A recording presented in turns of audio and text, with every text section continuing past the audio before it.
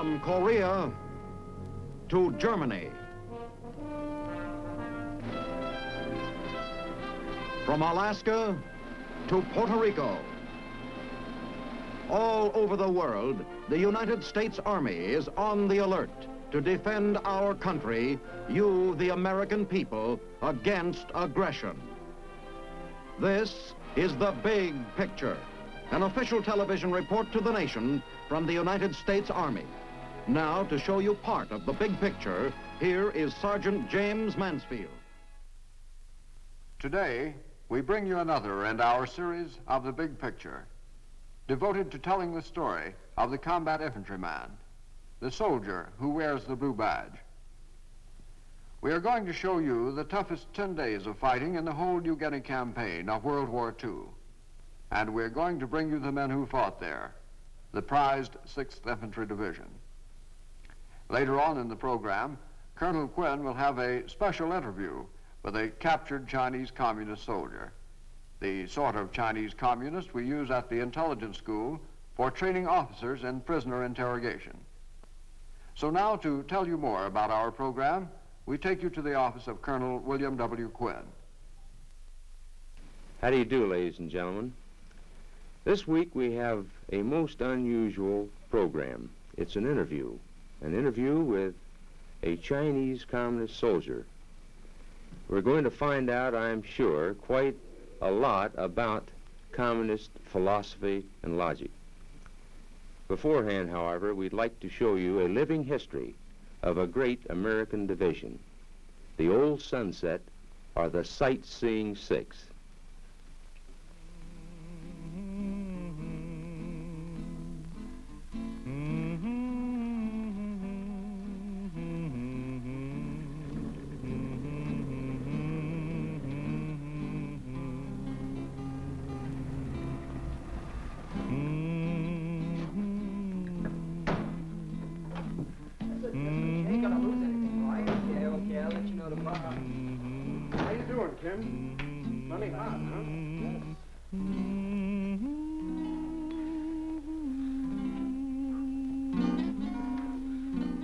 Sarge nursing his baby.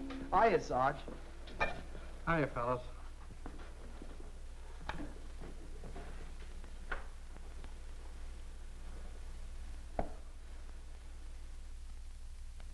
In a few minutes, I'll have an anniversary. 4 years with the division. A lot has happened in 4 years. For one thing, new faces have come into the outfit. Only a few of us now remember the faces that haven't been around for a while. Faces that go back 2, 3, or even 4 years. You know, in World War I, our outfit tramped all over France. Got the name Sightseeing Sixth. And we got around a little in World War II.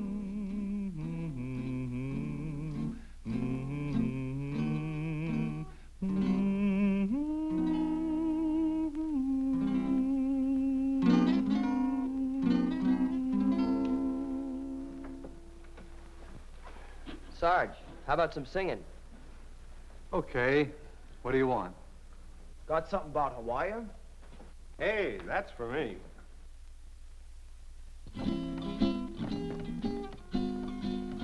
A hula dance is a pretty sight to see, soldier, and a hula girl is nice beside the sea. Yes, the Six had a good look at Hawaii. But when we shipped out, it wasn't only hula girls we were leaving. Oahu was amphibious training. Plenty of it. And we didn't mind leaving. We had talked about the war. We were trained for it. Now we had to get moving.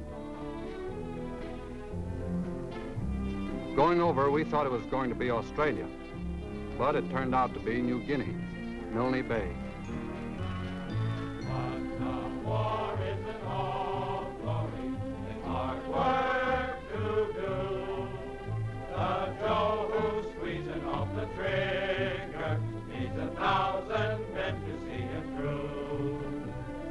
Guys who work and who march together, who sing strong and free.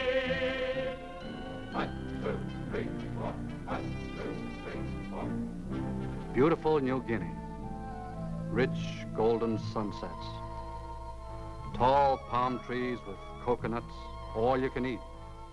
And fine California weather, day after day. So this was home. Started to set up housekeeping and meet the neighbors. It was a pretty comfortable routine. If this was life in the Southwest Pacific, it wasn't as bad as they said it was going to be.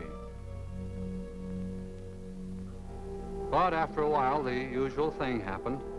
Somebody remembered our name, the sightseeing sixth, and we had to move again. We had just gotten nicely set up in our jungle home when we were involved in a trip up the coast to Maffin Bay. It was a routine move. We wouldn't go in fighting. But when they put K-rations in our hands and said we'd occupy defense positions, we started thinking.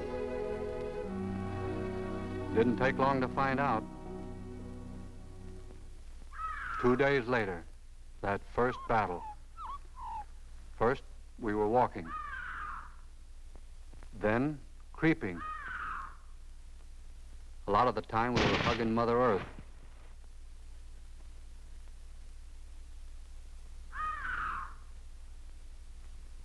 And then we hit the Jap jackpot.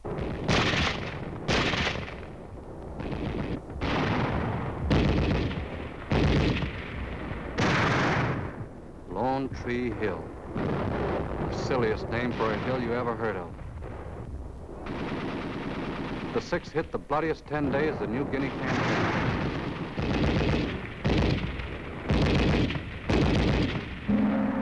It was the first time we smelled Japs. First time we saw our own buddies killed. We kept pushing. We grunted up that hill.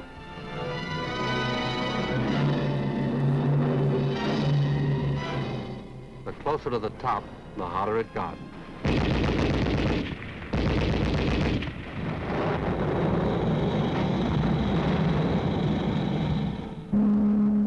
We took Lone Tree Hill. The men who fought there weren't out to become heroes. They just wanted to do their job, wanted to get it over with. There's something else to remember about Maffin Bay. Our base area was built on a solid foundation of mud. Whatever the new job was, we'd been baptized. Some of us had a chance for a last dip before leaving. We'd done some fighting. We were off on another job. We couldn't help feeling like seasoned troops.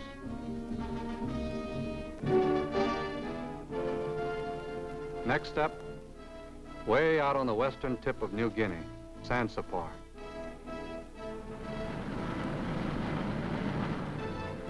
While the Amtraks took 2 small islands off the beach, the rest of us drove toward the mainland. It was a cool gray dawn, a little quiet, and very wet.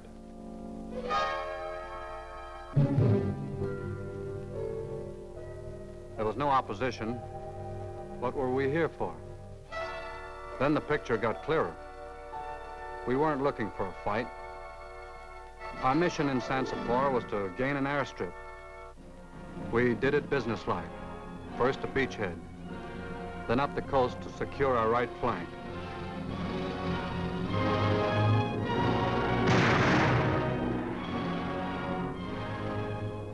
We walked down the coast on our left flank. Some Japs in the area, retreating. We cut them off. Right and left flanks accounted for. We controlled Sansapor. All this time, the engineers were busy. They started working on that strip the day we got ashore. There was an airstrip on Sansapor in record time.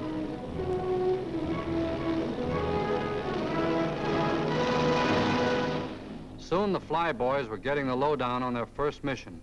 Well, Colonel Spencer told you that this is our first mission out of Sansapor. The 69th will lead, the 7th attached. Takeoff will be at 0940. We'll be over the target at 12 o'clock. We'll go from Sansapor to Dampier Strait and then direct to the target. You have 2 squadrons, and they'll go down and strafe after they fly cover for you to the target.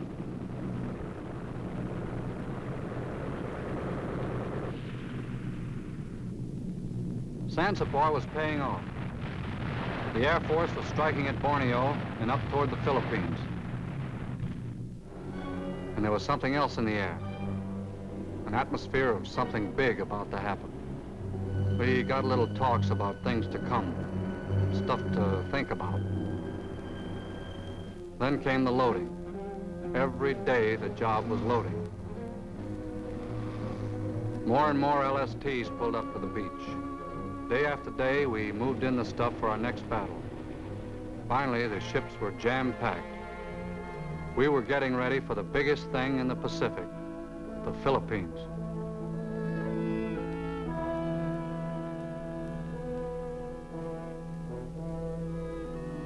Sansapor wound up the New Guinea campaign. The victory was duly recorded, and the sightseers set sail from beautiful New Guinea, paradise of the Southwest Pacific, hoping never to return again.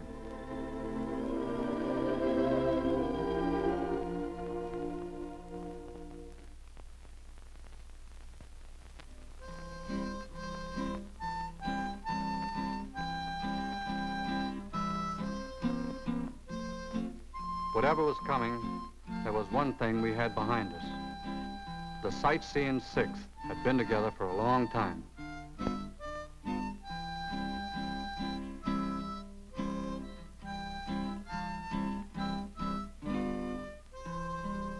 In one briefing after another, they gave us the details.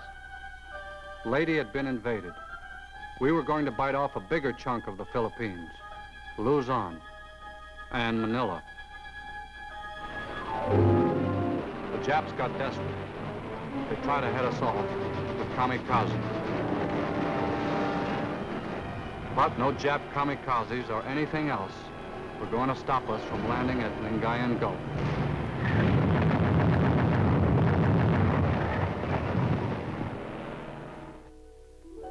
Before the attack, an evening like any other evening in the tropics. Beautiful sky, peaceful.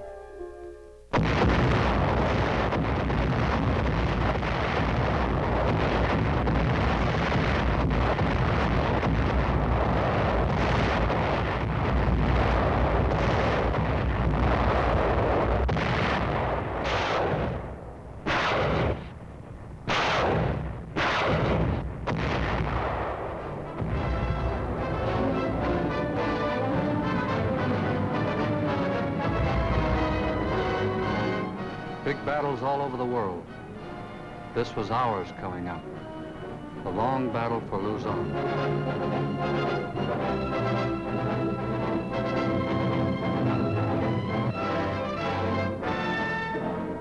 Funny looking back on the first few days. Not much trouble. The Japs just seemed to have left town. But the Japs were pretty close, just off our left flank. They were out to blast our beachhead. To silence those guns, one of our combat teams went into the hills.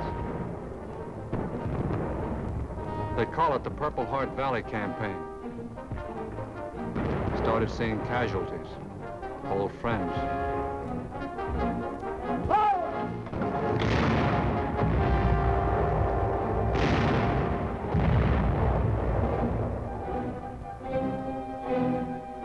Got those Jap guns, and the stuff kept rolling ashore. The Luzon campaign was off to a start. The rest of the division was moving down the Central Plains area, easy going until the Japs started playing games, hide and seek, with us out in the open and them having all the hiding places in the Cameroon Hills.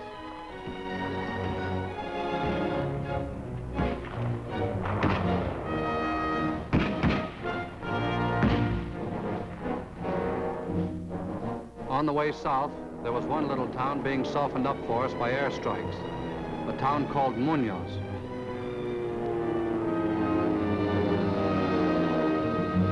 When we got to the town, it seemed to be asleep or dead. No activity. Then Jap tanks and infantry. The first blow made us duck.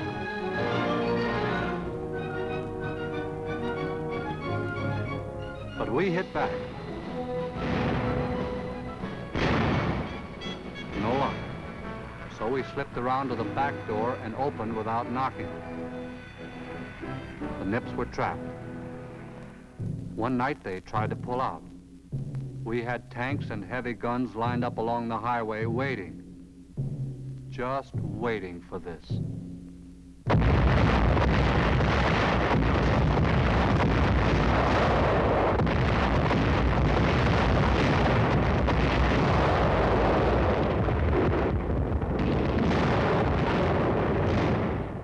We ran out to take a look. We had knocked out the biggest collection of Jap armor ever encountered. You can say this about the sightseers. Give them a job, anything, any place, they'll do it. Drive across Luzon, split the Japs in half, check. Drive to Bataan, check. Crack the Shimbu line, well, that one can't be checked off so quick. With Manila taken by the 1st Cavalry and the 37th Division, the danger came now from the mountains east of the city. The Japs were high up again and behind the Shimbu line.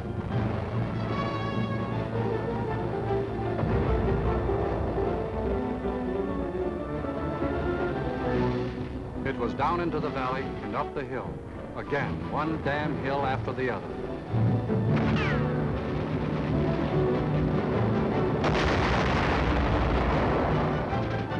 We gave plenty and got plenty.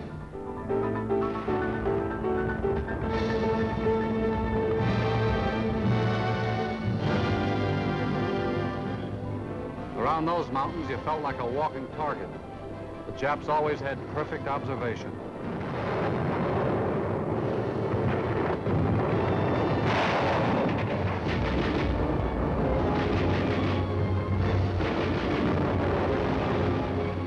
The direct approach was knocking us out. We decided to set out on a new tack.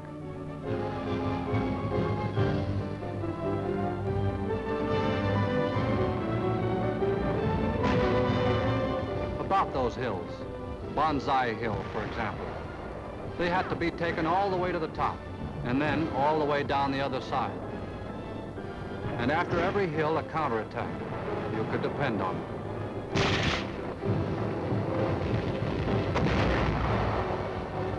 Well, after 112 days of this stuff, we cracked the Shimbu line.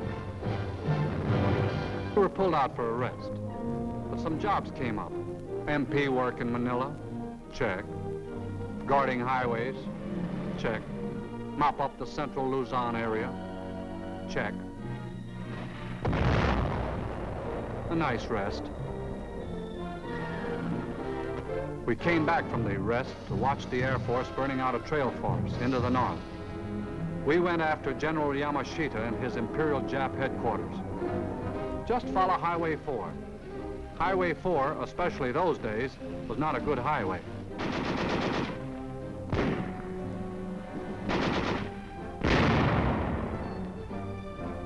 There weren't any speed laws, but you just couldn't make any time. Highway 4 was a lousy highway. It took us right into the jungle.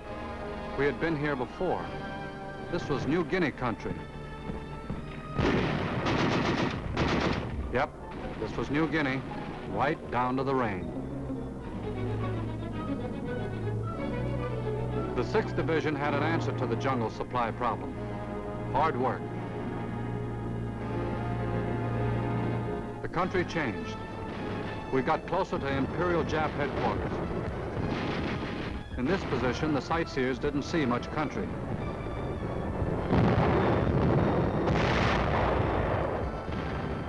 The fighting was getting tougher. We kept moving forward, cave by cave. General Yamashita had his back to the wall in northern Luzon.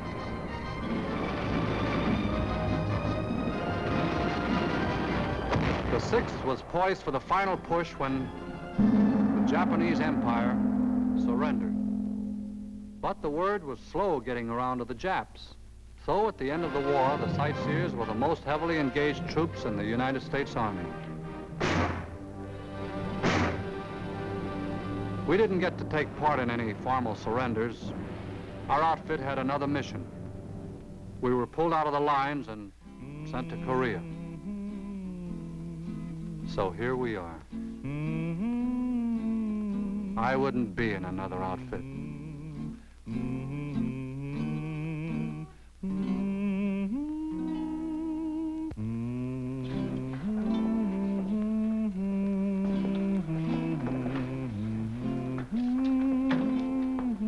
Take it easy, Ken.